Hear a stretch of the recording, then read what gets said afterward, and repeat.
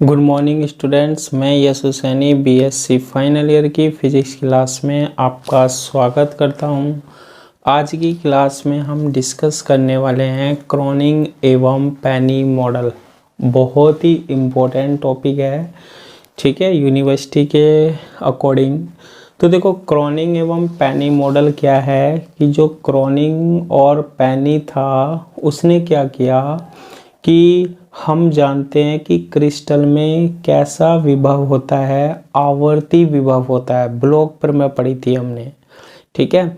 तो इन्होंने क्या किया कि जो क्रिस्टल में आवर्ती विभव होता है ना, उसको एक आयताकार विभव क्षेत्र के द्वारा व्यक्त किया, एक आयताकार तरंग के द्वारा व्यक्त किया इन्होंने, ठीक है। जो आवर्ती विभव होता है, आवर्ती विभव का मतलब क्या होता है? पीरियोडिक, यानी कि जो कि क्या हो रहा हो, बार बार रिपीट हो रहा हो। तो इसने उसको किसके द्वारा व्यक्त किया है? आयताकार तरंग के द्वारा व्यक्त किया है। देखो कैसे व्यक्त किया है, समझना। देखो, क्रॉनिंग एवं पेनी के अनुसार, क्रॉनिंग एवं पेनी के अनुसार आवर्ती विभव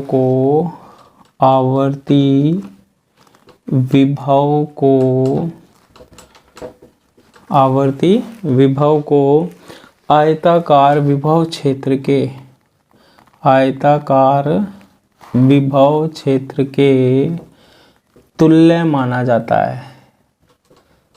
यानी कि हम एक आयताकार तरंग बनाएंगे जो कि किसको व्यक्त करेगी? विभव को, ठीक है। कैसे देखना, समझना। हम यहाँ पर इस तरीके से बनाते हैं। ये मान लो आपके पास क्या है, विभव है कितना? Vx, ठीक है। क्रिस्टल में विभव कितना है? Vx है। अब अगर x अक्ष की बात करते हैं ना, तो ये पॉइंट हमारे पास क्या है? 0 है। 0 से हम कहाँ जाते हैं? 0 से पॉइंट A तक जाते हैं, ठीक है। 0 से कहाँ तक गए? पॉइंट A तक गए। फिर इस तरीके का बन रहा है। यहाँ पर विभव का मान कितना है? 0। A पॉइंट पर विभव का मान क्या है? बड़ा है। फिर यहाँ पर क्या है? अधिकतम है। और उसके बाद क्या हो रहा है? घट रहा है, ठीक है। फिर हमारे पास ये कुछ इस तरीके का है। ये कौन सी दिशा है? एक्स अक्ष की दिशा है। विभव को एक तरंग के द्वारा दर्शा रहा है, ये जो क्रिस्टल में विभव पाया जाता है। ऐसे ही यहाँ आ जाते हैं हम। यहाँ पर ये इस तरीके से, और इसको हम यहाँ पर नीचे लेकर आए। ये 0 है। ये पॉइंट हमारे पास क्या है? B है। क्या है ये पॉइंट? B है।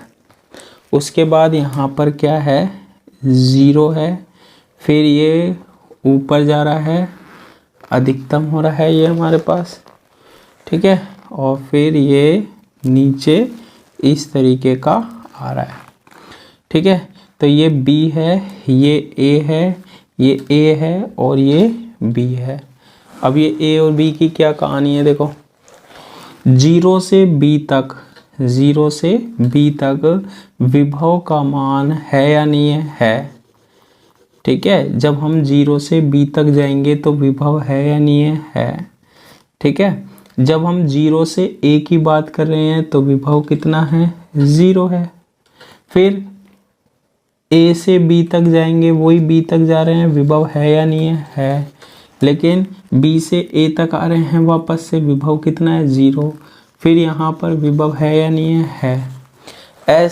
ये इस तरीके का क्या होता है? क्षेत्र होता है। किसमें? क्रिस्टल में। किसके अनुसार? क्रॉनिंग एवं पेनी के अनुसार। ये जो अधिकतम विभव है ना, ये हम मान लेते हैं कितना होता है? V0 है। ऐसे विभव क्षेत्र में हमारे पास कौन गति कर रहा है? कण गति कर रहा है, पार्टिकल गति कर रहा है। इस तरीके के विभव क्षेत्र में कैसा विभव क्षेत्र है? विभव किसको व्यक्त करता है? स्थितिज ऊर्जा को व्यक्त करता है। ठीक है, किसको व्यक्त करता है? स्थितिज ऊर्जा को व्यक्त करता है।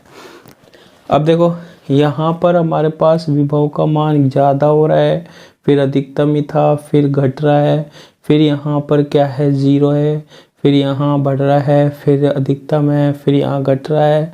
तो ऐसे क्षेत्र में कोई कण हमारे पास क्या कर रहा होगा? गति कर रहा होगा। ठीक है, अच्छा, जहाँ विभव अधिक होगा उस क्षेत्र को अगर हम दर्शाना चाहें तो कैसे दर्शा सकते हैं? देखो आप ये वाली कंडीशन पढ़ो, ये वाली है ना, यहाँ से कोई कण आ रहा है, गाड़ी आ रही है, वो ऐसे गई, अगर उसमें ऊर्जा कम है तो वो थोड़ी सी ऊपर जाएगी और वापस से नीचे आ जाएगी या नहीं आ जाएगी? आ जाएगी, क्योंकि यहाँ पर विभव का मान ज़्यादा है और जो कण यूँ जा रहा था ना उसके पास ऊर्जा क्या है? कम है। होता ही नहीं होता, ये गड्ढा होता है।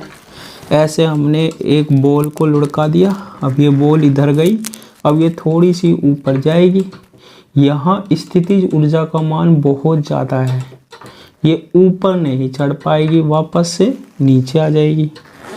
तो ज़्यादा विभव होगा उसके कारण ये ऊपर नहीं चढ़ पाएगी, इधर ही रह जाती है ये।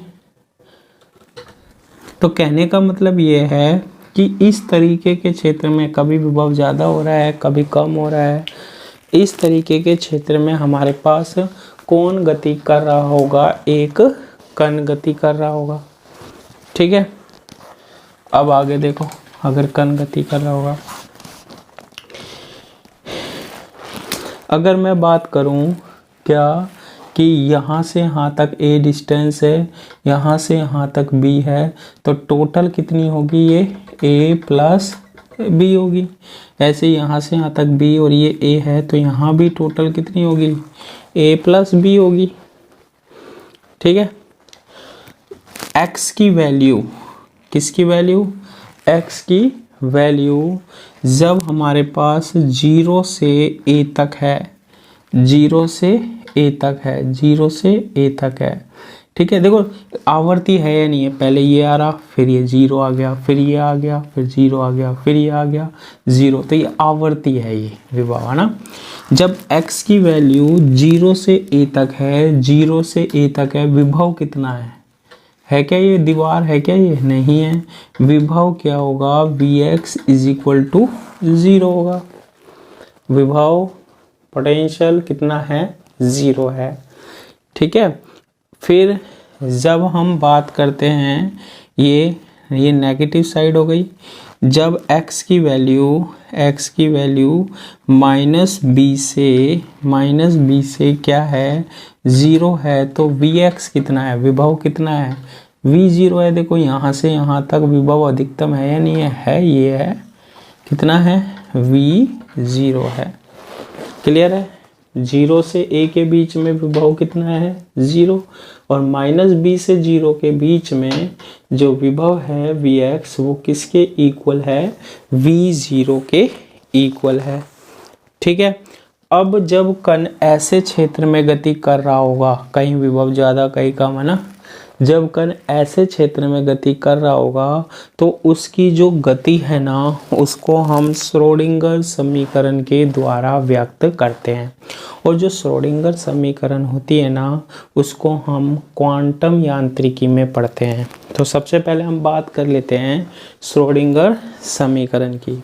तो देखो क्वांटम यांत्रिकी के अनुसार, क्वांटम यांत्रिकी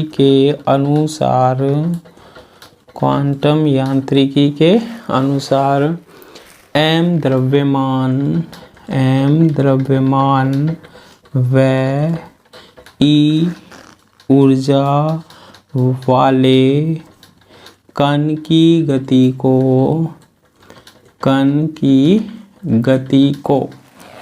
ठीक है किसके द्वारा व्यक्त करते हैं हम? श्रोडिंगर समीकरण के द्वारा क्या किया जाता है? व्यक्त किया जाता है। ठीक है, तो हमें क्या पता होनी चाहिए, श्रोडिंगर समीकरण। और जो आप किस में पढ़ोगे, क्वांटम मैकेनिक्स में। तो मैं बता देता हूँ, जो श्रोडिंगर समीकरण होती है ना, वो होती है minus h cut square upon 2m d square psi upon d x square plus v psi, ठीक है, is equal to e psi. ये कौन सी इक्वेशन होती है हमारे पास, श्रोडिंगर समीकरण होती है। ठीक है, कौन सी इक्वेशन है ये हमारे पास, श्रोडिंगर समीकरण है। अब देखना, इस इक्वेशन को हमने ऐसा लिख दिया, इसको हम इतना करने के बाद अब देखना यहाँ कितने तरीके के क्षेत्र आ रहे हैं, दो तरीके के क्षेत्र आ रहे हैं। कितने तरीके के क्षेत्र आ रहे हैं, दो तरीके के। एक तो कण 0 से a के बीच में गति करेगा जब विभव नहीं होगा, एक कण b से 0 के बीच में गति करेगा, वहाँ विभव कितना होगा, v0 होगा।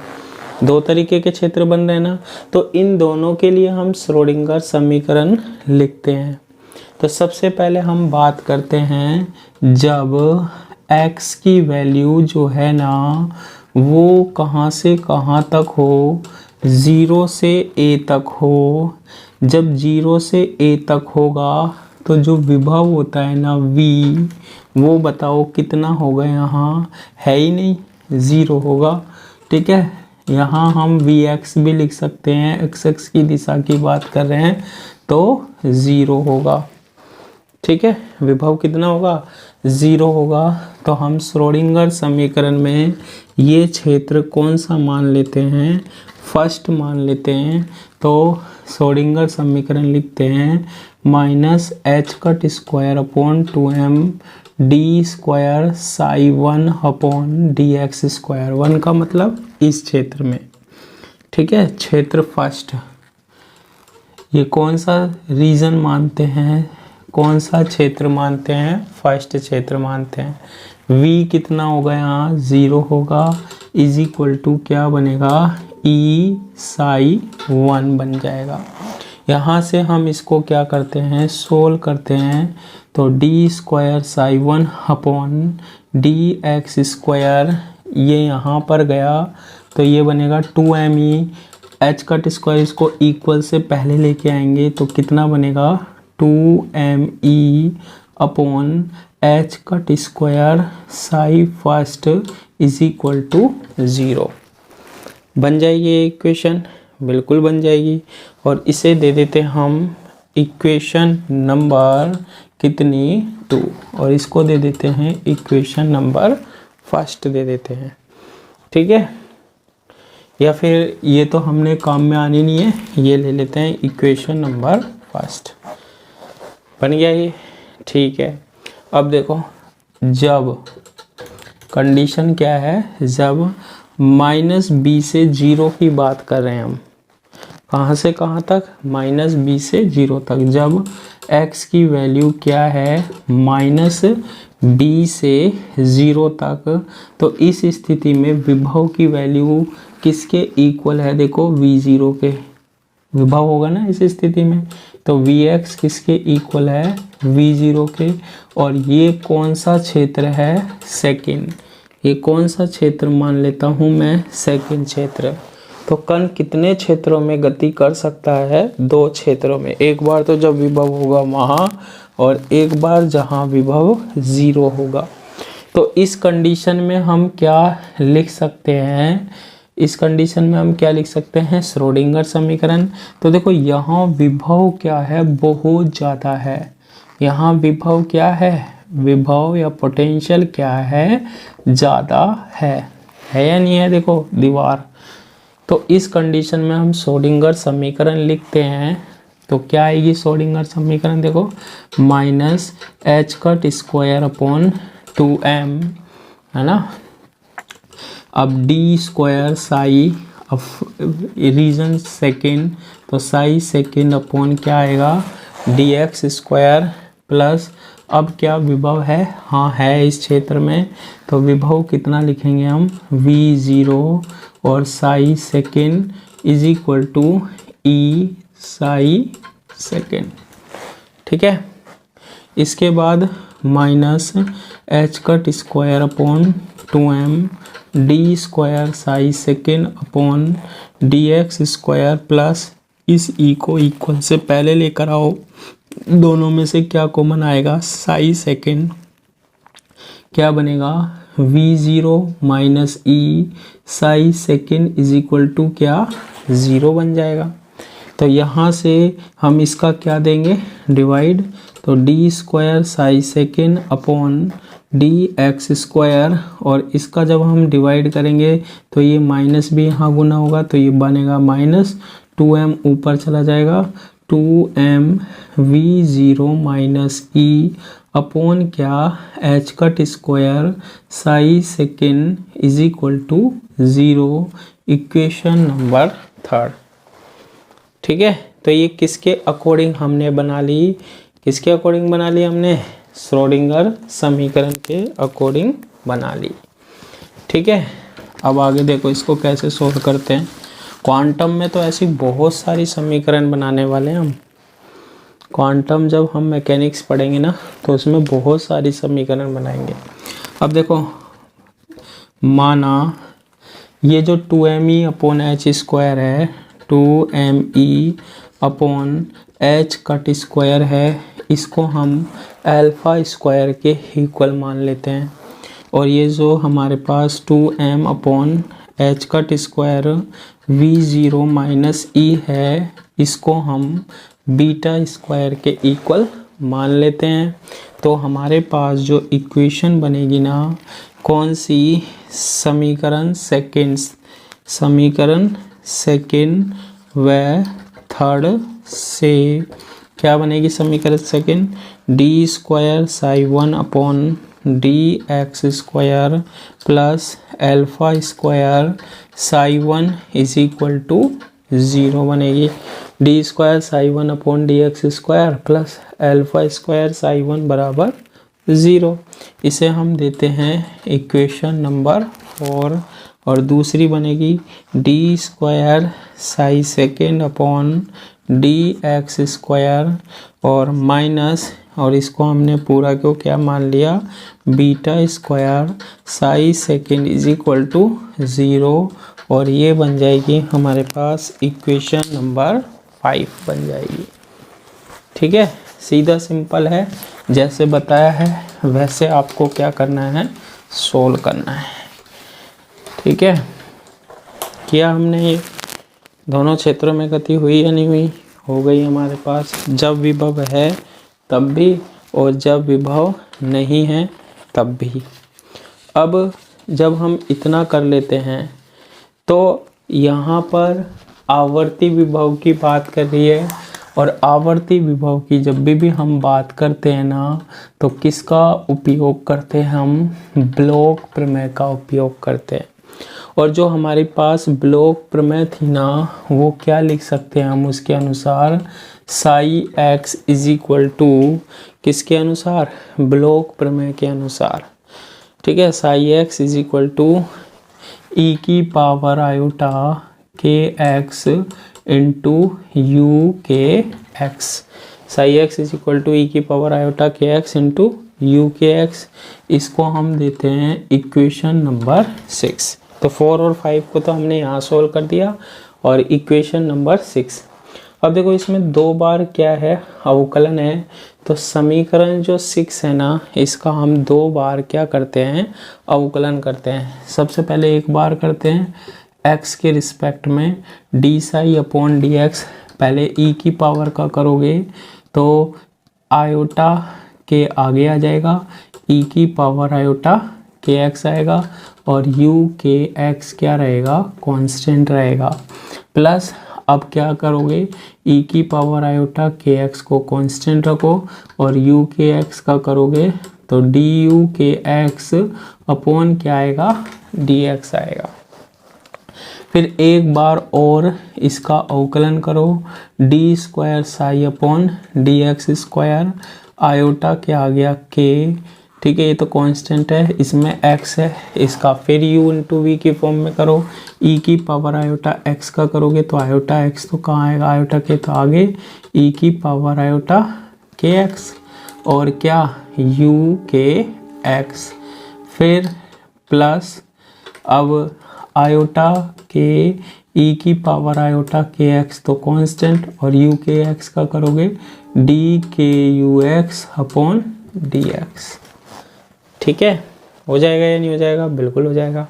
फिर आता है प्लस, अब इसका करो u इंटू वी की फॉर्म में, पहले e की पावर आयोटा x का करो, आयोटा के e की power iota k x D u के, अब x का फलन है लिखना जरूरी नहीं है, D x.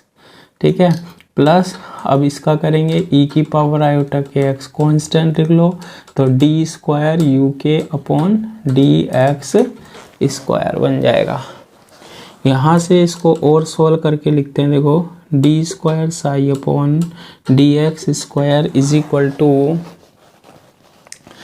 D square psi upon d x square is equal to, यहाँ पर बनेगा ये iota into iota, iota square का मान -1 इंटू क्या के स्क्वायर ई की power iota k x into u k x, plus iota k into e की power iota k x और डी यू के एक्स, एक और एक दो बन जाएगा, तो इसे लिखेंगे 2 आयोटा के ई की power iota k x D u के अपॉन डी एक्स, और लास्ट में ये टर्म बन रही है ई की power iota k x D square you के अपॉन डी एक्स स्क्वायर।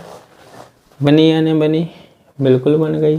तो इस तरीके से हम ये d square psi upon d x square की वैल्यू निकाल सकते हैं। ठीक है, इसको हम दे देते हैं क्या, इक्वेशन ए दे देते हैं। क्या दे दी हमने इसको, इक्वेशन ए दे दी। अब देखो ये जो इक्वेशन हमने ए दी है ना, इसको हम, ये 2 बार अवकलन है फलन का, कितनी बार है, 2 बार अवकलन है। इस इक्वेशन को हम किस में रखते हैं, ये भी तो देखो फलन का कितनी बार अवकलन है, 2, लेकिन ये फर्स्ट और ये सेकंड है। तो इस इक्वेशन ए को, समीकरण ए को किस में रखते हैं हम, समीकरण 4 व 5 में क्या करने पर, रखने पर, किस में रखते हैं हम, समीकरण 4 और 5 में रख देते हैं। देखो कैसे रखेंगे हम,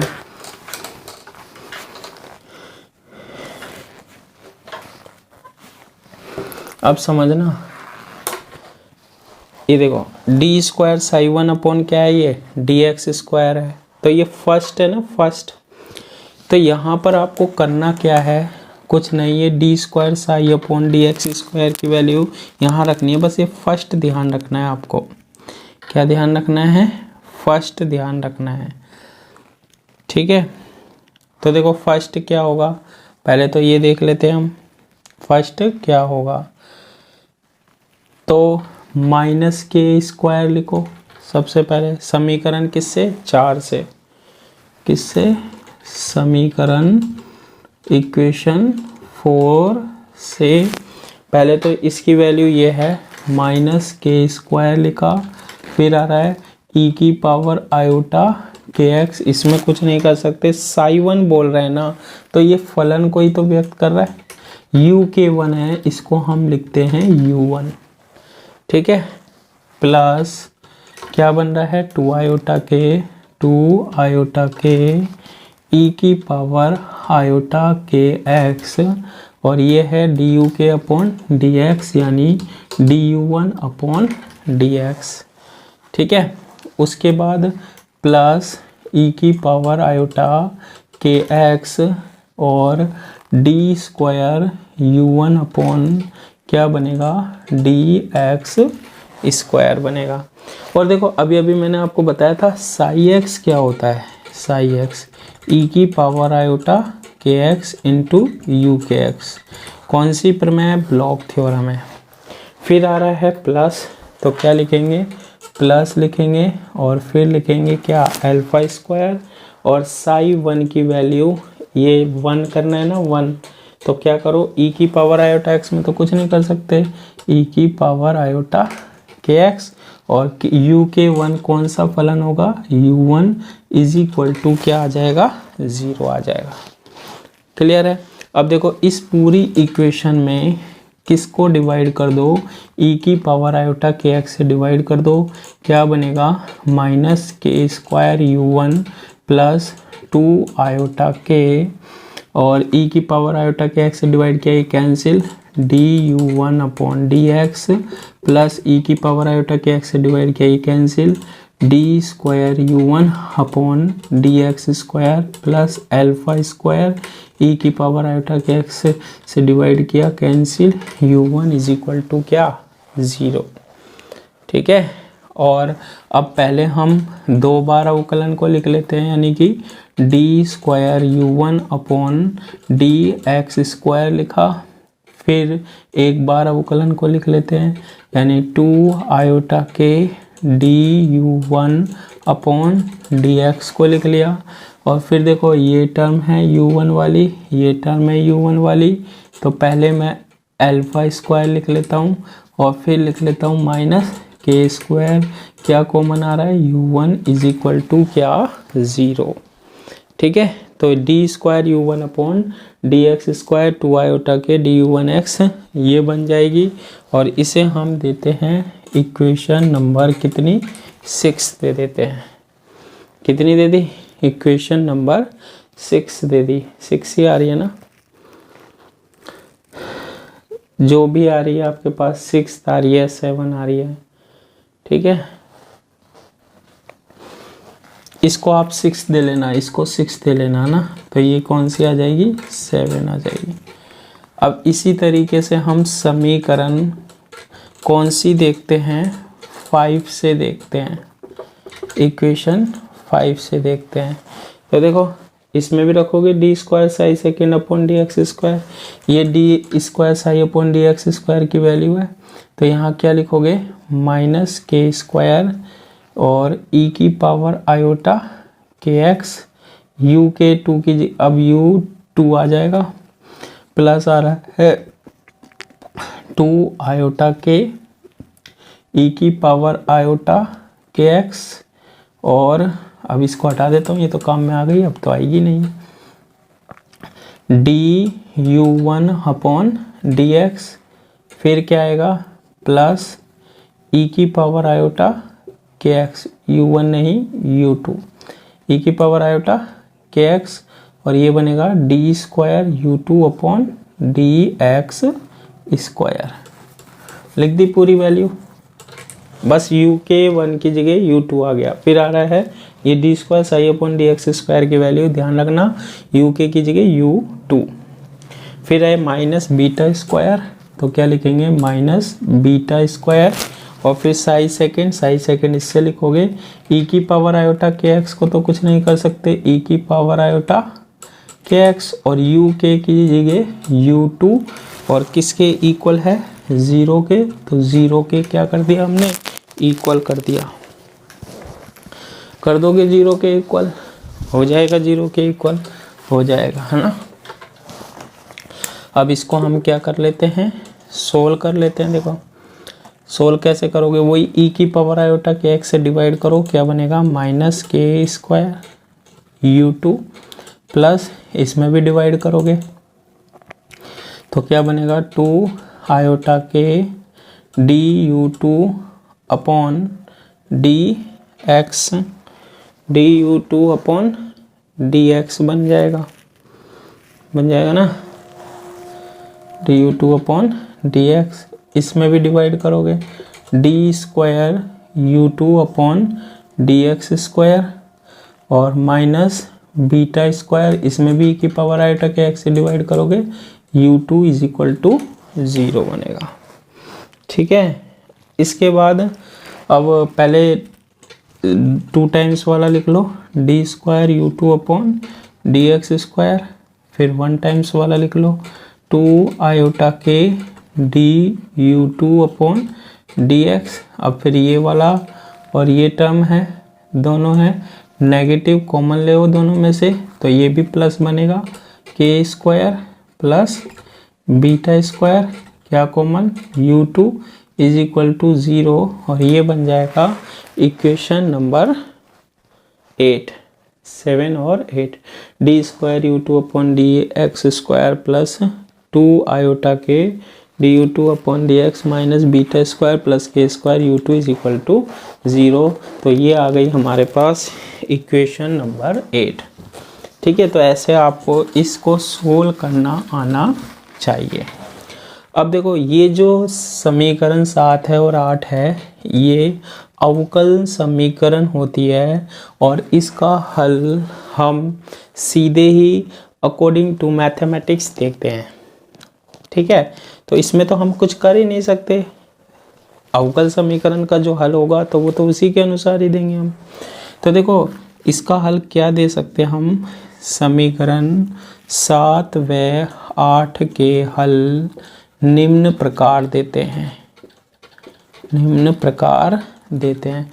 जब इसको सोल्व करोगे तो किसकी वैल्यू निकल के आएगी, u1 की, और u1 की जो वैल्यू आएगी वो क्या है, a इंटू ई की power iota alpha minus k, a into e की power iota alpha minus k into x plus b into e की power minus iota alpha minus k into x. कैसे लिखेंगे, a into e की power iota alpha minus k into x plus b into e की power minus iota alpha, ये minus वाला है और ये दूसरा किस में दोगे, प्लस में, एल्फा प्लस के इंटू एक्स। ठीक है, इसे देते हम इक्वेशन नंबर 9।